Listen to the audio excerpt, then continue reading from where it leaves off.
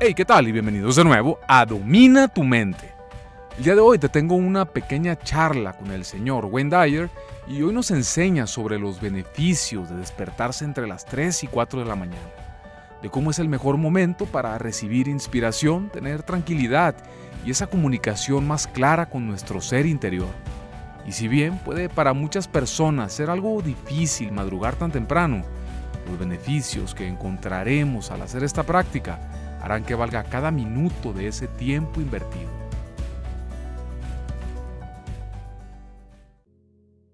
A Persian poet from back in the ancient times in the 13th century, his name was Jalaluddin Rumi. And Rumi has this observation that's been very important and very powerful to me. He said, "The morning breeze has secrets to tell you. Do not go back to sleep." Let me say it again. The morning breeze has secrets to tell you. Do not go back to sleep. I'd like to take a poll. Just by a show of hands, I'd like to ask how many people in this room, and there's about 3,000 of us here tonight, I'd like to ask you, how many of you awaken at one time or another between the hours of 3 and 4 a.m. Let me just see by a show of hands. And if you look around, you see that this is a universal experience. Now, what do you think that is? If everybody, almost everybody, awakens at some time between 3 and 4. Now, for some of us, we just interpret that as, all right, this is my age. I'll just run into the bathroom and I'll be right back. And you may make that visit several times a night, I don't know. But there's more to that. And I'd like you to, now of all of those people who raised their hand at this idea that you awaken sometime between 3 and 4 a.m., how many of you awaken at exactly the same time? Exactly the same time with a little digital clock next to you. What is your time? 3:18. What is your time? 2:20. What is yours? 4:50. So like there's and this happens repeatedly over and over again. My time is 3:13. I awaken at 3:13 night after night after night. I look over, I've got this little clock. It's not an alarm clock, it's this little digital clock.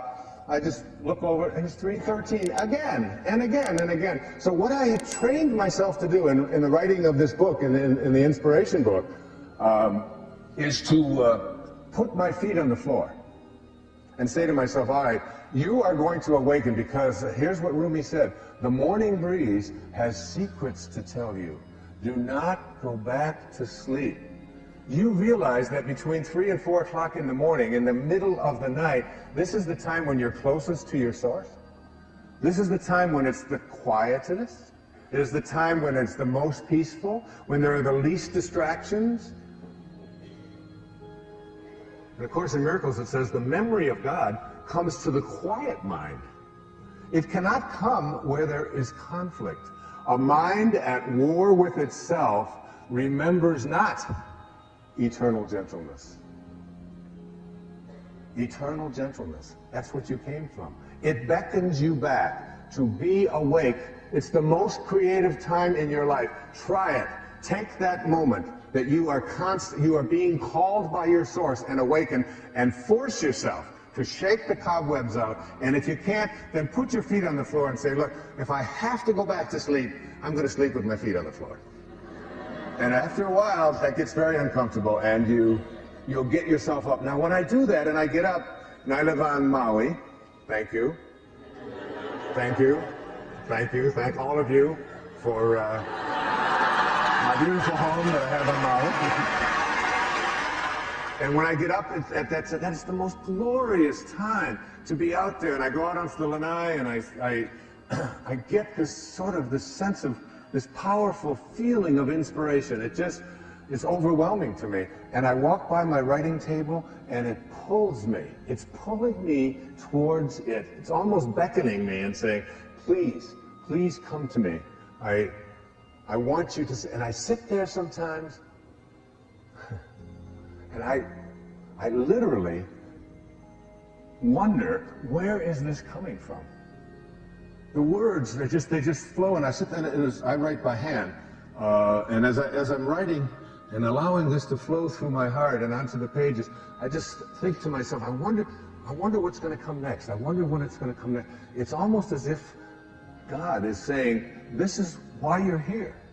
And I can't get you any other time because it's just so busy, and there's horns bonked, and there's so many distractions. But here's a time when you can just be with me. Just be in spirit. Just be inspired, inspirado. Be in this space with me. And you'll find yourself getting the right ideas, examining things that you never thought of before. Writing, some of you, I know you do it in your sleep many times, you'll write a poem and it'll be so phenomenal, and then you'll say, well, I'll remember that tomorrow. And then you get up and you can't get any of it. The morning breeze has secrets to tell you.